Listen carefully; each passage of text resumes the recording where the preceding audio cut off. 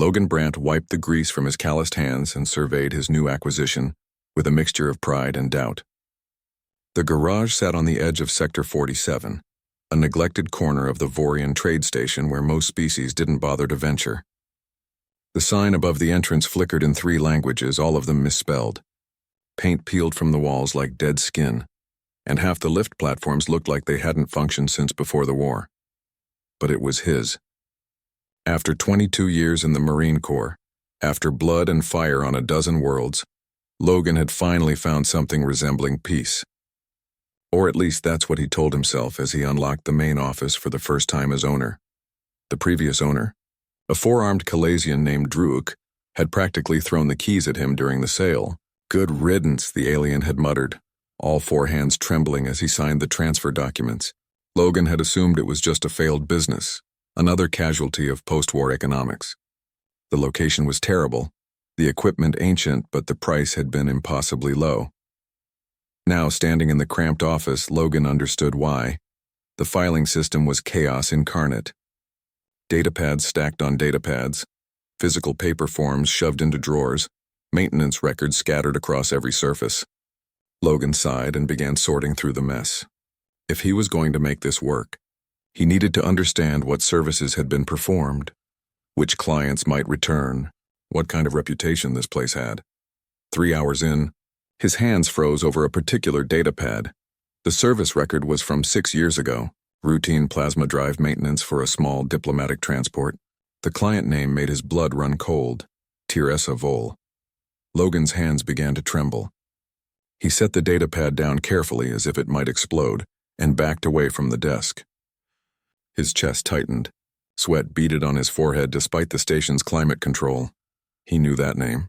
Every Marine who'd served in the Outer Rim knew that name. Teresa Vol, Dominion liaison, the voice that had promised safe passage, the face that had smiled while directing his unit into an ambush that killed 43 Marines, including Logan's best friend Marcus Chen. Logan's breathing came in short gasps now.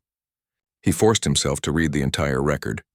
The transport had come in for service 3 times over a 2-year period. Standard maintenance, nothing suspicious.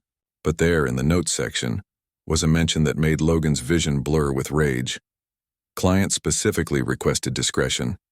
No service records to be transmitted to station authority databases. The garage owner had been servicing a war criminal ship. Quietly, privately, and now Logan owned those records. His mind raced. Teresa Vol had vanished after the war, disappeared into the bureaucratic labyrinth of post-conflict pardons and political maneuvering. The Dominion had claimed she was a low-level administrator, that her role had been exaggerated by enemy propaganda. The case had been closed, justice denied, but here was proof she'd been in Sector 47, multiple times, recently enough that she might still be nearby. Logan pulled up the transport's identification codes. His fingers, no longer trembling but moving with military precision, flew across the datapad. He cross-referenced the codes with station docking records, public databases, anything he could access. From the garage's limited network connection, nothing. The ship's transponder signature hadn't appeared in any official records for the past 4 years, but that didn't mean it wasn't still here. Ships could be re-registered, transponders could be changed.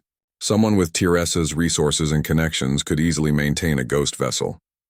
Logan stood and paced the small office. Every instinct from his Marine training screamed at him to act, to hunt, to bring this monster to justice. But he was a civilian now. He had no authority, no jurisdiction, no backup. What he did have was information, and a garage that apparently specialized in discreet service. An idea formed, dangerous and desperate. Logan returned to the filing system with renewed purpose.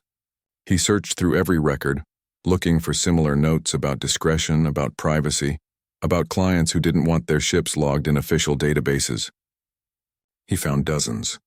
This wasn't just a rundown garage. It was a haven for people who needed to disappear. People like Teresa Vol. Logan made a decision. He powered up the garage's external comm system and recorded a simple message. Brandt's Repair Services. New ownership. All previous service agreements honored. Discretion guaranteed. He broadcasted on the same encrypted commercial frequencies the old owner had used. Then he waited. He cleaned the garage, repaired the lift platforms, organized the chaos of the office. He turned the rundown operation into something functional, something professional. But every time the comm chimed with a new service request, his heart rate spiked. Every time a ship docked at his bay, his hand instinctively moved to where his sidearm used to rest. 3 weeks passed. Logan had serviced a smuggler's cargo hauler, a merchant's family transport, and what he strongly suspected was a syndicate enforcer's stealth ship. None of them were Tier S Vol. Then on a quiet station night when most of Sector 47 had powered down to sleep cycle, his comm chimed. The message was brief. Require plasma drive service. Arrival in 2 hours. Standard discretion protocols. The attached ship codes made Logan's hands start to tremble again. He recognized the pattern, even though the specific codes had changed. It was her.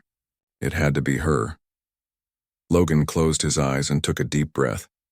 22 years in the Marines had taught him patience, discipline, and how to stare death in the face without flinching. But this was different. This was personal. He opened his eyes and began preparing the bay. His hands were steady now. Whatever happened in the next 2 hours, Logan Brandt would finally have his answers, and Tiresa Vol would finally face a reckoning she'd thought she'd escaped.